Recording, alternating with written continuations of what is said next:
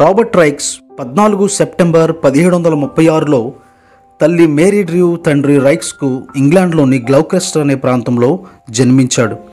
Robert తన చిన్నతనంలోనే baptism పొంది దేవుని బిడ్డగా ఎదుగుతూ ప్రింటింగ్ ప్రెస్లో తన తండ్రికి సహాయకుడిగా ఉంటూ 1767 డిసెంబర్ 23న అన్నే ట్రిగ్గే అనే ఆవిడను వివాహం చేసుకున్నాడు. ఇతనికి 3 కుమారులు 7 కుమార్తెలను కలిగిరి. స్వతహాగా రాబర్ట్ అందరికీ ఉపకారం చేసే వ్యక్తి. రాబర్ట్ తండ్రి గ్లౌకెస్టర్ అనే ఇంగ్లాండ్ వార్తాపత్రికను నడిపేవాడు. ఇలా ఉండగా 1757లో తన తండ్రి మరణించారు. రాబర్ట్ తన తండ్రిని పాతిపెట్టిన సమాధి వద్ద కూర్చొని, ఇప్పుడు నేను ఎక్కడికి వెళ్ళాలి, ఇక ముందు నుండి నా జీవితం ఎలా గడపాలి అని ఆలోచిస్తున్నాడు. రాబర్ట్ ఎప్పుడు ప్రింటింగ్ షాప్లో తన తండ్రికి సహాయంగా ఉండేవాడు. కానీ ఇప్పుడు ఆ రోజులు ఎప్పటికీ తిరిగి రావు అని అనుకున్నాడు.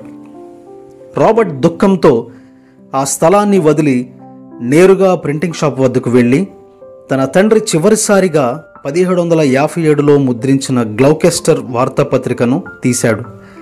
అది చూసిన వెంటనే తన తండ్రి జ్ఞాపకాలు గుర్తు తెచ్చుకొని ఇలా అనుకున్నాడు, నాన్నా, అందరూ నిన్ను గర్వంగా చాటేలా దేవుని సహాయంతో నేను ఈ గ్లౌకెస్టర్ వార్తాపత్రికను ఒక ఉన్నత స్థానానికి తీసుకువెళ్తాను. రోజులు గడిచే కొలది రాబర్ట్ ఎంతో కష్టపడి ఆ వార్తాపత్రికను మరికొంచెం పెద్దదిగా ముద్రించి రూపుదిద్దాడు. ఆ పత్రికలో కొత్త రచయితలకు అవకాశం కల్పించాడు. దాంతో ప్రజలందరూ గ్లౌకెస్టర్ పత్రికను కొని చదవడం వలన ఆ పత్రిక ఇంగ్లాండ్లోని అన్ని పత్రికల కన్నా ఉన్నత స్థాయికి చేరుకుంది. రాబర్ట్ తనకున్న ఖాళీ సమయంలో గ్లౌకెస్టర్లోని ఖైదీలను దర్శించేవాడు. వారి స్థితిగతులను తెలుసుకునేవాడు.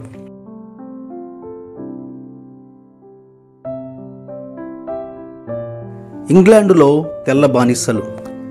ఒక సాయంత్రం రాబర్ట్ తన తోటమాలిని వెతుక్కుంటూ సెయింట్ క్యాథరిన్ వీధి గుండా నడుస్తున్నాడు. వెంటనే రాబర్ట్ అక్కడ కొంతమంది పిల్లలను చూశాడు. వారు చింపిరి గుడ్డలతో ఉన్నారు. ఇంతలో అక్కడ 2 పిల్లలు గొడవపడి కొట్టుకుంటున్నారు. చాలామంది పిల్లలు అక్కడ గుమిగూడారు. అది చూసిన రాబర్ట్, ఏ పిల్లలు, కొట్టుకోవడం ఆపండి అని ఆ పిల్లలిద్దరిని విడదీసి అందరూ ఇంటికి వెళ్ళండి అని చెప్పాడు. దాంతో పిల్లలందరూ వెళ్ళిపోయారు. వెంటనే అక్కడున్న తోటమాలి యొక్క భార్యతో, ఇంతకీ ఎవరి పిల్లలు అని అడిగాడు రాబర్ట్. వారిని గురించి మీరేం పట్టించుకోకండి, వారిని ఇక్కడి వారు తెల్ల బానిసలని పిలుస్తుంటారు అని ఆమె జవాబిచ్చింది. తెల్ల బానిసలా అని ఆశ్చర్యంగా అడిగాడు రాబర్ట్. అవును, వారు రోజుకు 12 గంటలు లేదా ఇంకా ఎక్కువ సమయం మిల్లులో గడిపి లేదా మిఠాయి షాపుల్లో పనిచేస్తుంటారు అని జవాబిచ్చింది. వారిలో చాలామంది పిల్లల తల్లిదండ్రులు చెరసాల్లో ఉన్నారు. కొందరు చనిపోయారు కూడా. రాబర్ట్ ఒక్కసారిగా విభ్రాంతికి గురై, తాను చిన్నవాడిగా ఉన్నప్పుడే తన తండ్రి చనిపోతే నేను కూడా ఈ పేద పిల్లల వలె ఉండేవాడినేమో అనుకున్నాడు. ఇంతకీ వారు పాఠశాలకు ఎప్పుడు వెళ్తారు అని ఆమెను అడిగాడు రాబర్ట్. వారు పాఠశాలకు వెళ్ళరు. వారు బ్రతకడానికి పని చేయాలి. పని చేయకపోతే వారికి తిండి లేదు, వారి జీవనం కొనసాగదు అని ఆమె జవాబిచ్చింది. ఇక ఆదివారం వస్తే వారు చేసే అల్లరి ఇంత అంతా కాదు. క్రూర మృగాలలాగా ఇటు అటు పరిగెడుతూనే ఉంటారు. సండే స్కూల్ ప్రారంభం. రాబర్ట్ ఆ పిల్లలను గూర్చి ఆలోచిస్తూ, అయ్యో, పిల్లలు చదువులేక ఎప్పుడు ఇలా పనిచేస్తూ ఉంటే వారి భవిష్యత్తు ఎంత భయంకరంగా ఉంటుందో అని అనుకున్నాడు. ఎవరు కూడా కనీసం వారికి సువార్తను గూర్చి కానీ దేవుని రక్షణ గూర్చి కానీ బోధించలేని దుస్థితి ఏర్పడింది. వెంటనే రాబర్ట్ మనసులో ఒక ఆలోచన కలిగింది. అది తన స్నేహితుడైన రెవరెండ్ థామస్ స్టాక్తో పంచుకున్నాడు. మనం ఒక సండే స్కూల్ని ప్రారంభిద్దాం అని అన్నాడు రాబర్ట్. ఆదివారం సండే స్కూలా అని అడిగాడు థామస్. అవును, ఆదివారమే. మనం వారికి చదవడం రాయటం నేర్పించి మిగతా సగం రోజు బైబిల్ గురించి బోధించాలి అన్నాడు. నిజంగా ఇదొక గొప్ప ఆలోచన అని థామస్ అన్నాడు. రాబర్ట్ 1780లో మొట్టమొదటిసారిగా నూతన స్కూల్ను ప్రారంభించి ఆదివారం పిల్లలు వస్తారని ఆసక్తితో ఎదురు చూస్తున్నాడు. కానీ కొందరు పిల్లలు మాత్రమే వచ్చారు. అక్కడికి వచ్చిన వారిలో మార్సీ అనే ఒక పాపను రాబర్ట్ పిలిచి, మార్సీ, ఎందుకు ఈరోజు సండే స్కూల్కి చాలామంది పిల్లలు రాలేదు అని అడిగాడు. వెంటనే మార్సీ కిందకి చూస్తూ, ఎందుకంటే మా బట్టలు చినిగిపోయి సరిగా లేవు కదా అని జవాబిచ్చింది. నాకు ఇప్పుడు అర్థమైంది అని అన్నాడు రాబర్ట్. సరే, నువ్వు వెళ్ళి నీ స్నేహితులకు కూడా చెప్పు. సండే స్కూల్కి రావడానికి ముఖం శుభ్రం చేసుకొని చక్కగా తలదూకొని వస్తే చాలు, సరేనా అని చెప్పి రాబర్ట్ ఆ పాపకు దగ్గరకు తీసుకొని, ఇదిగో నువ్వు ఈరోజు పిలిచిన వెంటనే వచ్చినందుకు ఈ పెన్ని తీసుకో. నువ్వు ఇంకా కష్టపడి పాఠాలు నేర్చుకుంటే నీకు ఒక ప్రత్యేకమైన బహుమతి ఇస్తాను అని అన్నాడు రాబర్ట్. సరే అని మార్సీ ఎంతో సంతోషంగా వెళ్ళింది.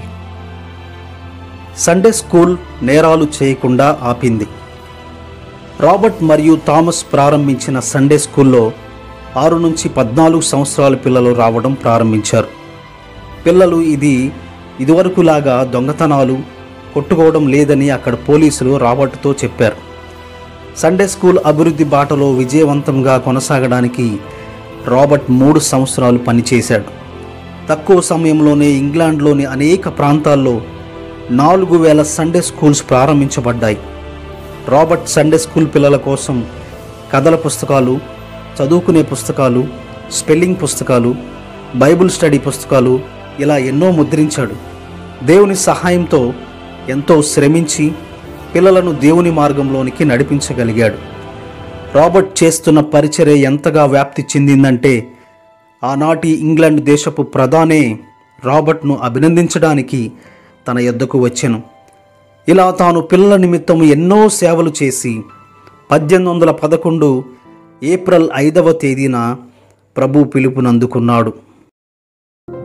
ప్రపంచంలోనే మొట్టమొదటిసారిగా సండే స్కూల్ను ప్రారంభించిన రాబర్ట్ రైక్స్ తాను మరణించే నాటికి 12,50,000 మంది సండే స్కూల్ పిల్లలను రక్షణలోనికి నడిపించగలిగాడు. నీతి మార్గమును అనుసరించి నడుచుకున్నట్లు ఎవరు అనేకులను త్రిపుదురో వారు నక్షత్రముల వలె నిరంతరము ప్రకాశించెదరు.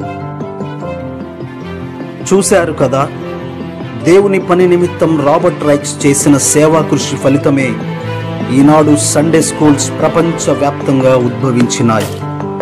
ప్రియ స్నేహితుడా, ఈ వీడియో చూసిన నీవు రాబర్ట్ రైక్స్ వలె చిన్నపిల్లలకు సువార్తను అందించి వారిని దేవుని రక్షణ మార్గంలోనికి నడిపించి నేను కూడా ఆయన రాజ్య వ్యాప్తి కొరకు పాటుపడి నక్షత్రముల వలె నిరంతరము ప్రకాశించాలనేదే నా అభిలాష.